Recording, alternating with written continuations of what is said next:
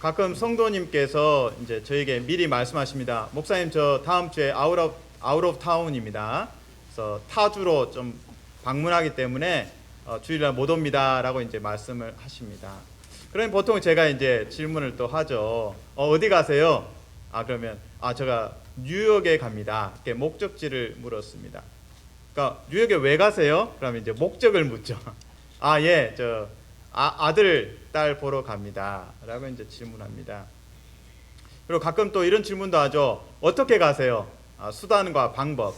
비행기 타고 가세요? 아니면 차 타고 가세요? 뭐 기차 타고 가세요? 뭐 걸어서 가지는 않겠죠. 우리가 이렇게 대화를 하다 보면 개인과 개인의 대화 속에서도 이 목적지, 목적, 그리고 어떻게, 수단, 방법에 대해서 질문하게 됩니다. 영적으로도 참 중요합니다. 영적으로도 우리 삶에 있어서 하나님, 제가 어디로 가고 있습니까? 나의 목적은 무엇입니까? 그리고 거기에 어떻게 갈 수 있습니까? 라는 그 질문을 하게 됩니다.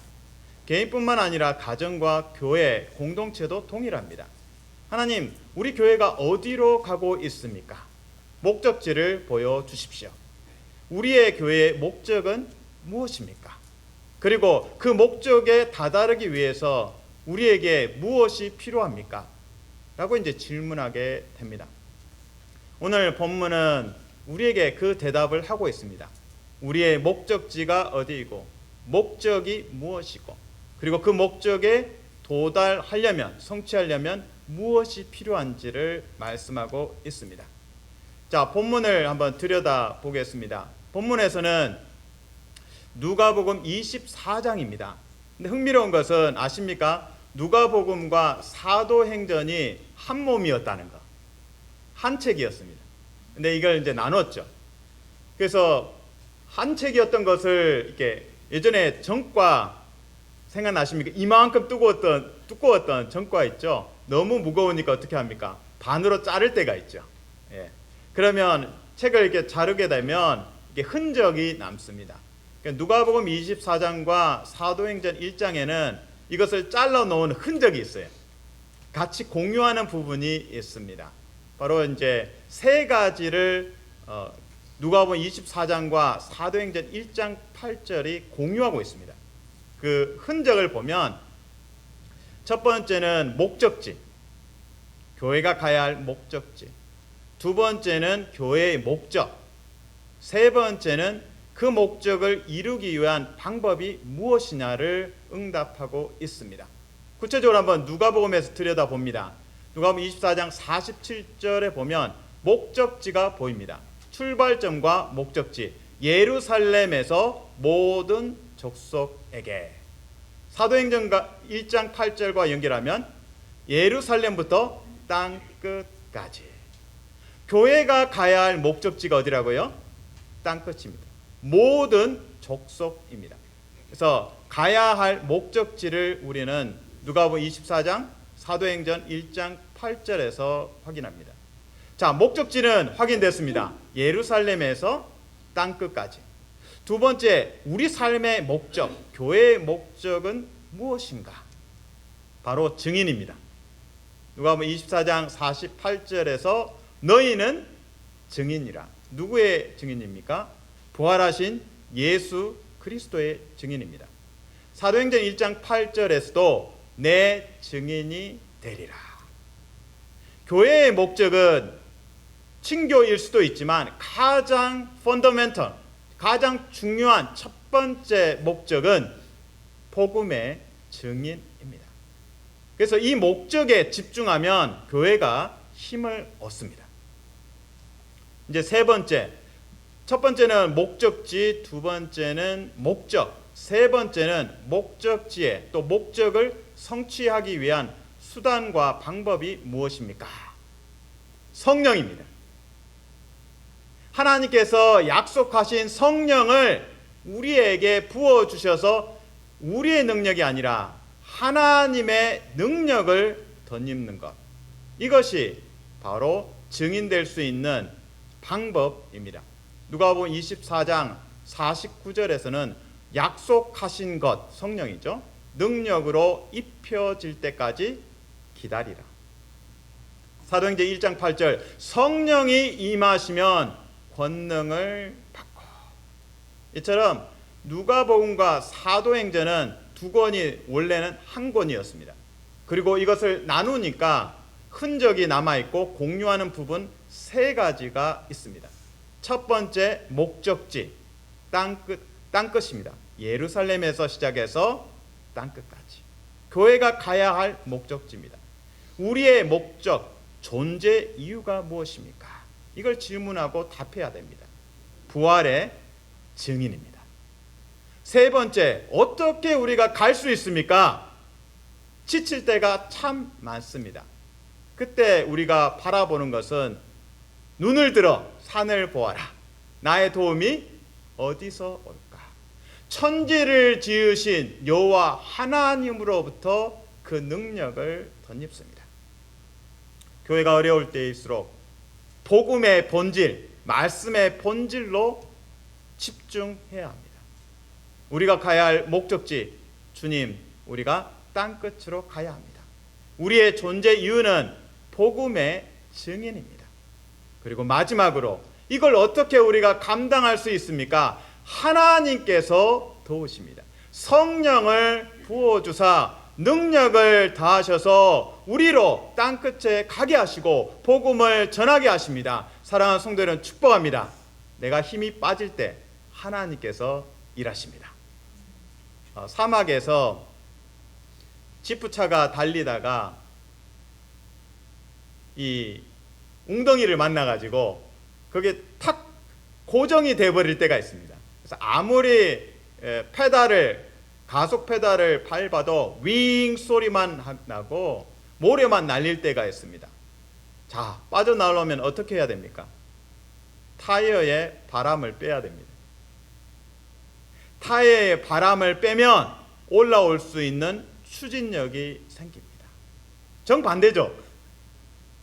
힘을 빼야 그 웅덩이에서, 수렁에서 빠져나올 수 있습니다. 영적으로도 비슷합니다.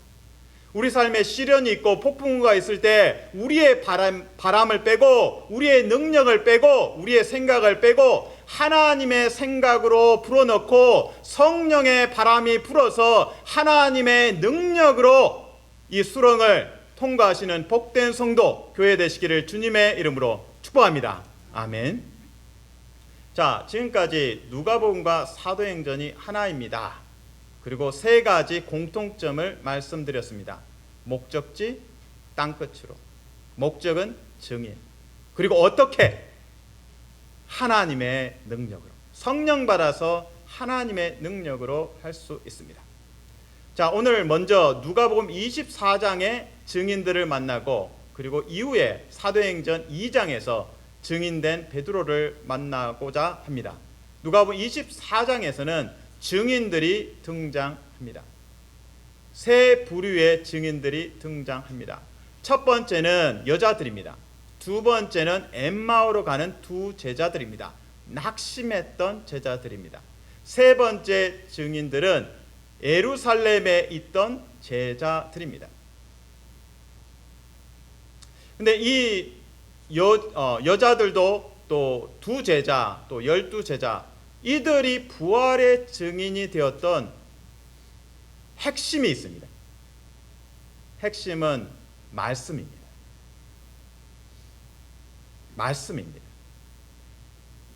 누가복음 24장에 나오는 증인들, 부활의 증인들은 부활하신 예수님을 만났습니다.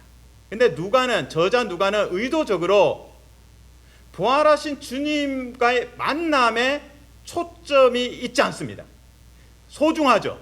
그런데 누가는 의도적으로 부활의 주님을 만났다, 이쪽이 아니라 말씀이 기억났다, 말씀이 풀어졌다, 말씀이 해석되었다, 그래서 증인이 되었다고 말씀합니다. 왜 그랬을까요? 보지 않고 믿는 것이 복되다고 말씀하십니다. 바로 우리를 위한 배려죠. 예수님의 부활 사건을 직접 대면하지 못한 성경을 읽고 복음서를 읽고 예수님을 만나고 예수님을 터치하고 예수 그리스도를 위하여 부활의 증인이 되어야 하기 때문에 그 소스는, 그 공급은, 그 능력은 말씀입니다. 구체적으로 들여다봅니다. 첫 번째 증인들의 부류는 24장에서, 누가복음 24장에서 여성들입니다. 근데 여성들이 천사를 만납니다. 그리고 천사가 이제 너희가 예수님 말씀하셨던 거 기억나냐? 갈릴리에서 말씀하시는 거 기억나냐? 라고 이제 대화를 합니다. 그리고 나서 여성들이 예수님의 말씀을 기억합니다. 예수님 말씀 무엇입니까? 십자가와 부활. 십자가와 부활의 말씀이 성취되었구나. 이 여성들이 부활의 증인이 된 것은 천사와의 만남 때문이 아닙니다. 갈릴리에서 이미 예수님께서 말씀하신 십자가와 부활의 말씀이 성취되었구나. 복음이죠. 십자가와 부활의 복음을 알고 기억하고 해석되면서 부활의 증인으로 변화되었습니다. 두 번째 증인들, 엠마오로 가는 두 제자들입니다. 예수님의 십자가 사건 때문에 실망했습니다. 낙심이 되었습니다. 지난 3년 동안 예수님을 따라다녔는데 헛수고였다. 낙심이 됐습니다. 부활의 주님께서 두 사람을 만나셨습니다. 근데 두 사람은 절망감에 쌓여서 예수님을 알아보지 못했습니다. 누가는 부활의 주님을 만난 두 제자의 이 사건에 초점을 맞추지 않고 있습니다. 어디에 초점을 맞춥니까? 부활의 주님이 오셨는데 제자들은 알아보지 못합니다. 근데 그 다음 과정이 중요하죠. 예수님께서 말씀을 풀어주십니다. 구약에서 메시아가 오시는데 그의 고난과 그의 부활의 메시지를 예수님께서 풀어주십니다. 그때서야 말씀이 해석되고 나니까 부활의 주님이 보이는 거예요. 그래서 두 제자가 예수님!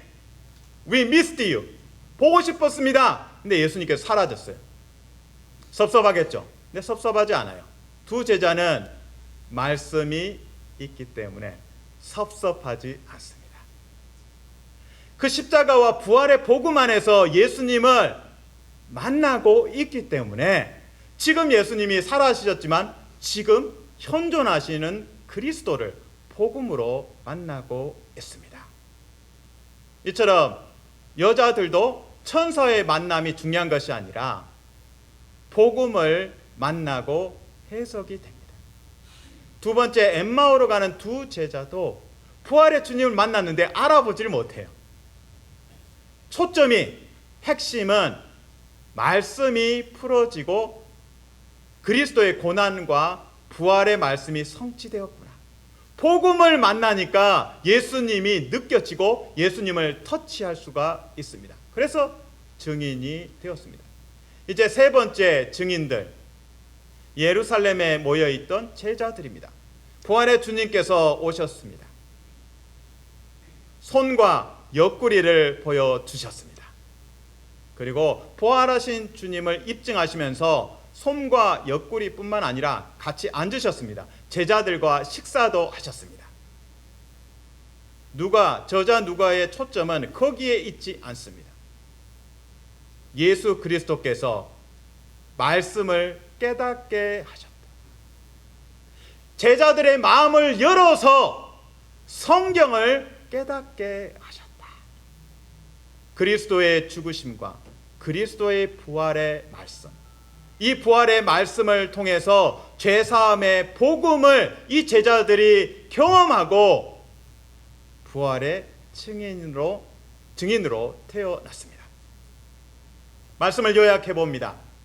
누가복음 24장에는 세 부류의 증인들이 등장합니다. 여자들, 엠마오로 가는 두 제자, 12제자들. 그들이 부활의 증인으로 거듭났습니다.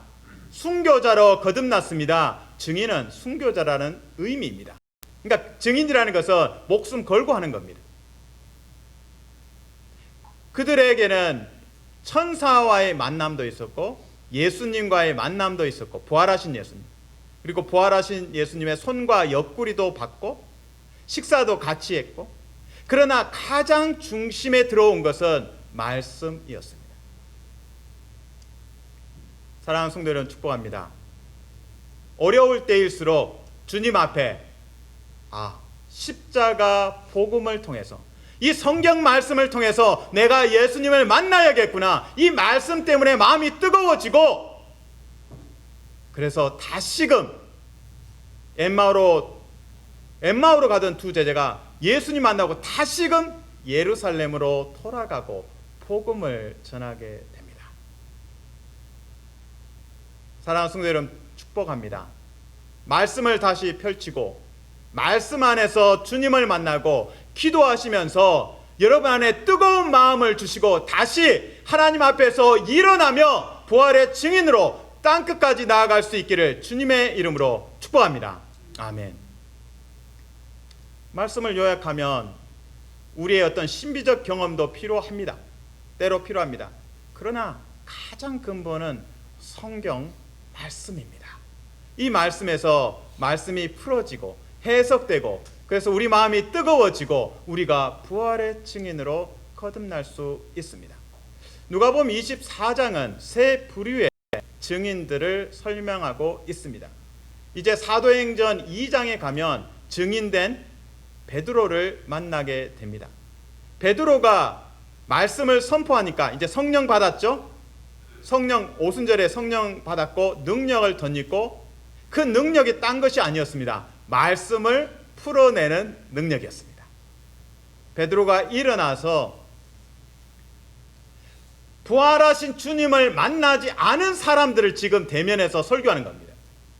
그들에게 구약의 말씀을 풀어서 설명합니다. 누구처럼요?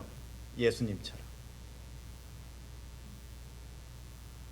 세 가지 말씀을 인용합니다. 베드로가 요엘서 2장, 그리고 시편 16편, 시편 110편의 말씀을 통해서 설교를 합니다. 복음을 전합니다. 부활하신 주님에 대해서 선포합니다. 근데 세 가지 인용된 말씀의 핵심은, 첫 번째 요엘서 2장은 구원입니다. 누구든지 예수님의 이름을 부르면 구원을 받습니다. 그러니까 첫 번째 베드로가 선포한 메시지는 구원입니다. 예수 그리스도 안에 구원이 있습니다. 두 번째 시편 16편에서는 예수님의 부활을 설명하고 있습니다. 음부에 버리지 아니하시며, 그러니까 죽음 가운데 버려두지 아니하시고 성자 예수님을 성부께서 부활시켜 주신다. 그래서 구원의 메시지를 베드로가 선포하고, 그 다음에 예수님의 부활을 베드로가 선포합니다. 이제 세 번째 베드로가 인용한 말씀은 시편 110편 말씀입니다. 내 원수로 내 발등상이 되게 하신다. 무슨 말입니까? 원수를 갚는다라는 거예요. 원수를 이긴다는 것입니다. 승리를 이야기하고 있습니다. 예수님의 승리를 이야기하고 있습니다. 이처럼 베드로는 부활의 증인으로서 구약의 세 가지 말씀을 인용합니다. 그 내용은 예수님을 통한 구원, 예수님 안에 있는 부활, 예수님 안에 있는 승리, 이 세 가지 말씀을 선포합니다. 말씀을 풀어서 설명하고 증언하니까 반응이 있습니다. 몇 명이 반응합니까? 3,000명이 죄를 회개하고 세례를 받습니다. 복음에 증인된, 예수 그리스도 부활에 증인된 베드로가 증인들을 낳습니다. 말씀을 선포해서 증인이 증인을 낳습니다. 이 3,000명의 회심자들이 함께 예배합니다. 이것이 초대교회의 시작입니다. 예루살렘 교회의 시작입니다. 그들이 모여서 놀라운 변화가 있습니다. 바로 하나님을 찬양하면서 자기 것을 자기 것이라 주장하지 않는 것입니다. 저는 과일을 사랑합니다. 그래서 식사를 하다가 제가 과일을 양보하는 것은 정말 소중한 것을 상대방에게 드리는 것입니다. 어떤 사람은 정말 TV를 정말 좋아하는 분이 있을 겁니다. 그 TV를 이웃에게 준다는 것은 생명을 내어주는 것입니다. 어떤 분은 아끼는 골프채가 있습니다. 골프채를 내어놓고 교회 안에서 다른 분에게 선물로 드린다는 것은 생명을 주는 것과 같습니다. 제가 말씀드리는 포인트는 3,000명의 회심자, 이 성도들이 증인이라는 것입니다. 증인의 뜻은 순교자고, 순교의 각오처럼 자신이 그렇게 아끼던 물건을 성도들 앞에 내어놓고 있습니다. 다시 말해서 3,000명은 부활의 증인으로 걸어가고 있는 것입니다. 사랑하는 성도 여러분, 축복합니다. 한 사람 베드로가 순종해서 증인으로서 말씀을 풀어내고 선포할 때 3,000명의 증인들이 일어나는 복됨이 있습니다. 사랑하는 성도 여러분, 축복합니다. 힘이 빠질 때 성령의 능력을 덧입을 때입니다. 사랑하는 성도 여러분, 축복합니다. 베드로가 순종해서 선포했고, 증인된 베드로가 말씀을 선포하자 3,000명의 증인들이 이 교회에 함께하게 되었습니다. 여러분의 순종을 통해서, 여러분의 기도를 통해서, 여러분의 증인됨을 통해서 허다한 영혼들이 우리 교회를 채우는 복됨이 있기를 주님의 이름으로 축복합니다. 아멘. 이제 말씀을 요약합니다. 사도행전과, 그러니까 누가복음과 사도행전은 한 권입니다. 특별히 누가복음 24장과 사도행전 1장 8절은 그 한 권이었던 흔적을 남기고 있습니다. 목적지, 우리가 가야 할 목적지, 교회가 가야 할 목적지, 예루살렘에서 시작해서 땅끝까지 우리 삶의 목적, 교회의 목적, 부활의 증인. 그러면 이 목적을 우리가 어떻게 감당할 수 있겠습니까? 수단과 방법은 성령의 강림을 통해서 능력을 덧입고 이 일을 할 수 있습니다. 그래서 누가복음 24장에서는 예수님께서 명령하십니다. 기다리라, 성령 받아라. 그리고 사도행전 2장에서는 성령이 강림합니다. 말씀이 성취됩니다. 베드로가 일어나서 부활의 예수 그리스도는 없지만 말씀, 복음 그 자체를 선포하니까 3,000명의 증인들이 일어나고 회심하고 있습니다. 사랑하는 성도 여러분, 축복합니다. 여러분 안에 다시금 말씀을 붙잡고 말씀으로 인하여 일어나고 부흥하는 교회 되시기를 주님의 이름으로 축복합니다. 아멘. 저는 요한 웨슬리의 기도를 인용하고자 합니다. 청파교회 김기성 목사님께서 소개해 주셨는데 참 좋아서 같이 나누고 싶습니다. 이 기도 안에는 우리 자신이 성소가 되고 성령의 기름 부으심 가운데 임하면서 우리 이웃에게 증인되는 모습을 보여주고 있습니다. 다음에 기도문을 보여드리겠습니다. 하나님, 오늘 우리 가운데 오셔서 우리 마음을 당신의 거처로 삼아 주십시오. 우리 마음을 당신의 거처로 삼아 주십시오. 참 아름답습니다. 종일토록 우리 안에 머무시어 우리가 잘못과 어리석은 선택을 하지 않도록 지켜 주십시오. 오늘 하루 우리가 아무에게도 해를 끼치지 않게 해주시고 선한 일을 행하게 해 주십시오. 우리를 도우시어 주님과 더불어 그리고 이웃들과 더불어 깊은 사랑의 친교 속에 머물게 해 주십시오. 오늘 우리가 다른 이들이 주님께 바치는 기도의 응답이 되게 해 주십시오. 다시 읽습니다. 오늘 우리가 다른 이들이 주님께 바치는 기도의 응답이 되게 해 주십시오. 우리로 하여금 주님이 지극히 사랑하시는 이 세상의 희망의 징표로 살아가게 해 주십시오. 제가 언더라인을 했던 부분, 오늘 우리가 다른 이들이 주님께 바치는 기도의 응답이 되게 해 주십시오. 예를 들면 제가 아끼는 낚싯대가 있습니다. 낚싯대는 없습니다. 집에 없는데 이 낚싯대가 너무 귀하고 넘버원으로 최고인데 비싸고 오래되었고 정말 좋아하는데 하나님께서 낚싯대 좀 옆집에 나눠줘라. 그러면 이제 갈등이 있겠죠. 주님, 이거 제가 정말 아끼는 거라고요. 비싼 거예요. 하나님께서 설득하십니다. 그래서 이웃에게 줬더니 이웃이 깜짝 놀라고, 야, 내가 이걸 위해서 이 똑같은 거를 주님 앞에 기도했는데 기도에 응답이 있었습니다. 바로 그 내용입니다.